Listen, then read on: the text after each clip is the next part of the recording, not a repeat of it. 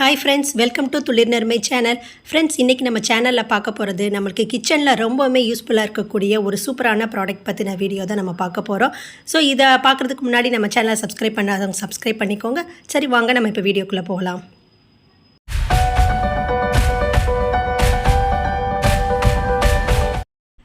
நான் எங்கள் வீட்டுக்கு வாங்கியிருக்கிறது அல்ட்ரா கம்பெனியோட வெட் கிரைண்டர் தான். ஆல்ரெடி நான் யூஸ் பண்ணிகிட்டு இருந்த இதுவுமே அல்ட்ரா கம்பெனியோட வெட் கிரைண்டர் தான் யூஸ் பண்ணிகிட்டு இருந்தேன். அது 2 லிட்டர் கெப்பாசிட்டியோடது.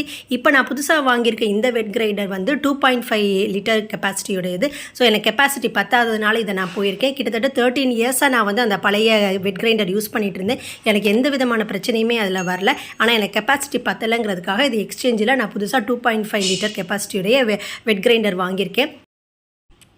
வெட் கிரைண்டருக்குனாலே ரொம்ப ஃபேமஸானது அல்ட்ரா கம்பெனி தாங்க.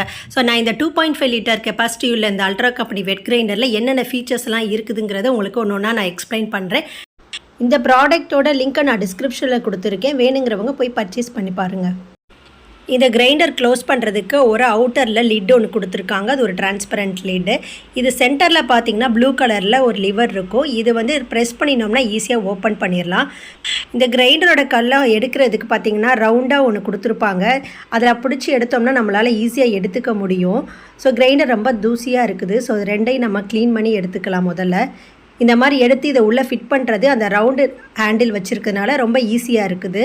ஸோ இப்போ நான் கிரைண்டரை வந்து நல்லா சுத்தமாக கழுவி எடுத்திருக்கேன். இதை நம்ம அடுத்து சீசனிங் பண்ணணும். இப்போ இந்த கல்லை பார்த்துக்கிட்டிங்க அப்படின்னோம்னா இது சைடில் ஒயிட் கலரில் ஒரு ஹேண்டில் மாதிரி இருக்குது.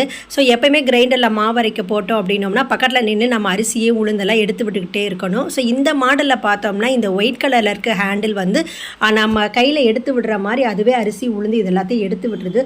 ஸோ நம்ம பக்கத்தில் நின்று ஃபுல்லாக வந்து நம்ம பார்த்துட்டே இருக்கணுங்கிற நெசசிட்டி கிடையாது. நம்ம அரிசியோ உளுந்தையோ போட்டுட்டு போயிட்டாலே போதும். அதுவே நீட்டாக எல்லாத்தையும் அழகாக எடுத்து விட்டுக்குது. ஸோ இப்போ இந்த கல்லை வந்து நான் சீசனிங் பண்ண போகிறேன். ஸோ ரெண்டையும் கழுவி இல்லை ஃபிட் பண்ணி வச்சுட்டேன். இப்போ சீசனிங் பண்ணுறதுக்கு ஒரு டம்ளரில் வந்து ரேஷன் அரிசி நான் எடுத்துக்கிறேன். அந்த ரேஷன் அரிசி இதில் போட்டுட்டு இதை வந்து நம்ம சீசனிங் பண்ணிக்கலாம். சீசனிங் பண்ணுறதுக்கு நீங்கள் எந்த அரிசினாலும் எடுத்துக்கலாம். ஆனால் நான் ரேஷன் அரிசி தான் எடுத்திருக்கேன். நீங்கள் எந்த அரிசினாலும் யூஸ் பண்ணிக்கலாம். இதை இப்போ போட்டுட்டு இந்த ப்ளூ கலரில் லிவர் இருக்குது பார்த்தீங்களா, இந்த ஹேண்டிலை வச்சு நம்ம அங்கே வச்சு க்ளோஸ் பண்ணினோம்னா ஈஸியாகவே க்ளோஸ் ஆகிடுது.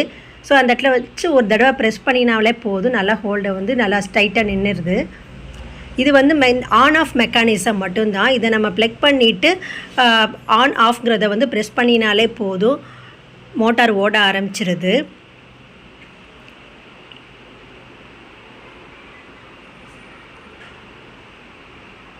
இப்போ நான் வந்து லிட்டை வச்சு க்ளோஸ் பண்ணி எடுத்துட்டேன். ஸோ கீழே இருக்குது பார்த்தீங்களா, இதுதான் ஆன் ஆஃப் பட்டன். இப்போ இந்த பட்டனை ப்ரெஸ் பண்ணினோம் அப்படின்னோம்னா ஓட ஆரம்பிச்சிரும். இப்போ அழகாக ஓடிக்கிட்டு இருக்குது. இப்போ இந்த கல் வந்து ஒரு 2 நிமிஷம் வரைக்கும் இந்த அரிசியை அரைக்கட்டும். 2 நிமிஷத்துக்கு அப்புறம் இது கூட கொஞ்சம் தண்ணியை சேர்த்துட்டு நம்ம நல்லா மையாக அரைச்சி எடுத்துக்கணும். இப்போ இந்த மாவை பார்த்திங்கன்னா ஒரு மாதிரி பழுப்பு கலரில் இருக்கும், வெள்ளையாகவே இருக்காது. ஏன்னா இந்த கல்லில் இருந்த அழுக்கு இது எல்லாமே இதை அரைச்சி எடுத்துகிட்டு வந்துடும். ஸோ இது எல்லாத்தையும் நம்ம கீழே ஊற்றிட்டு இப்போ ஃப்ரெஷ்ஷான க்ளீன் பண்ணி எடுத்து வச்சுக்கலாம். அல்ட்ரா வெட் கிரைண்டரில் மொத்தம் 3 மாடல் இருக்குது. இது 2 லிட்டர் இருக்கக்கூடிய ஒரு மாடல். இதோட ட்ரம் வந்து வேறு மாதிரி இருக்கும். இதுவும் வெறும் ஆன் ஆஃப்ங்கிற மெக்கானிசம் தான் இதில் இருக்கும். அடுத்த மாடல் பார்த்திங்கன்னா இதுவும் 2 லிட்டர் தான். இது வந்து டைமர் செட்டப்பில் இருக்கும். நம்ம கிரைண்டர் ஓடுறதுக்கு டைமர் ஃபிட் பண்ணிக்கலாம். இதுவும் 2 லிட்டர் கெப்பாசிட்டி தான். நான் பர்ச்சேஸ் பண்ணது 2.5 லிட்டர் கிரைண்டர் தான் பண்ணியிருக்கேன். ஸோ இப்போ எங்கள் வீட்டுக்கு தேவையான மாவெல்லாம் அரைச்சிடலான்னு எடுத்து வச்சுருக்கேன். நான் இட்லி அரைக்கணும் போது அரிசி தனியாக உளுந்து தனியாக தான் ஊற வைப்பேன். ஒரு சில பேர் ரெண்டையுமே சேர்த்து ஊற போட்டே அரைக்கிறாங்க. பட் நான் அது வரைக்கும் இது ட்ரை பண்ணது கிடையாது. இப்போ வெந்தயத்தை அரைச்சிட்டு இது கூட தண்ணி ஊற்றிட்டு அரிசி உளுந்து எல்லாத்தையும் போட்டு சூப்பராக அரைச்சி எடுத்துக்க போகிறோம். ஸோ இந்த வெட் கிரைண்டர் பார்த்திங்க அப்படின்னா எனக்கு வந்து கிச்சனில் ரொம்பவுமே யூஸ்ஃபுல்லாக இருக்குது. வீட்டுக்கு கெஸ்ட்டெல்லாம் நிறைய பேர் வர்றாங்க அப்படின்னோம்னா 2 தடவை மாவு அரைக்கிறது ரொம்ப சிரமமான காரியம். ஆனால் இந்த கிரைண்டரில் நம்ம ஒரு தடவை போட்டு வச்சாலே அவங்களுக்கு தேவையான எல்லா மாவுமே அரைச்சி எடுத்துக்க முடியுது. ஸோ இந்த கிரைண்டர் எனக்கு ரொம்பவுமே யூஸ்ஃபுல்லாக இருக்குது. நான் பக்கத்தில் நின்று இந்த உளுந்தையோ அரிசியோ எடுத்து விடணுங்கிற ப்ராப்ளம் எனக்கு வந்து இல்லை. நான் போட்டுட்டு போய் வேறு ஏதாவது வேலை பண்ணிட்டு வந்தாலுமே அழகாக அரைச்சி எடுத்து வச்சிருது. ஸோ சூப்பரான ஒரு கிரைண்டர் தான் இது. நீங்களும் இந்த கிரைண்டரை வாங்கி பார்த்துட்டு எப்படி இருக்குன்னு சொல்லுங்கள். இந்த வீடியோ பிடிச்சிருந்துச்சுன்னா லைக் பண்ணிவிட்டு ஷேர் பண்ணிடுங்க. மறக்காமல் நம்ம சேனலை சப்ஸ்கிரைப் பண்ணியிருக்கோங்க.